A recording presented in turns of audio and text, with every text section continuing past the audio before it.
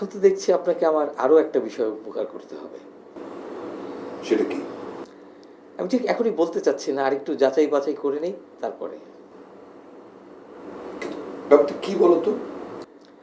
বললাম তো, এটা নিয়ে আপনাকে চিন্তা করতে হবে না। আপনার পর্যন্ত হয়তো যেতে নাও হতে পারে, তার আগেই হয়তো আমি বিষয়টা ক্লিয়ার করে ফেলবো। যাই হোক, আমি একটা কাজের কথা বলতে এসেছিলাম। তুমি তো আসলে আমাকে চিন্তায় ফেলে দিলে।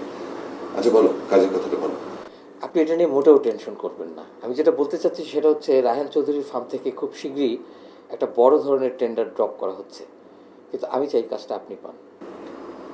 আমি তো এরকম একটা কাজ খুঁজছিলাম। সেটা তো আমি জানি, আর সেজন্যই তো আমি কাজটা আপনাকে পাইয়ে দিতে চাই, রায়হান চৌধুরীকে না। তুমি যদি কাজটা আমাকে পাইয়ে দাও, তাহলে তুমি একটা বড় ধরনের অ্যামাউন্ট পাবে।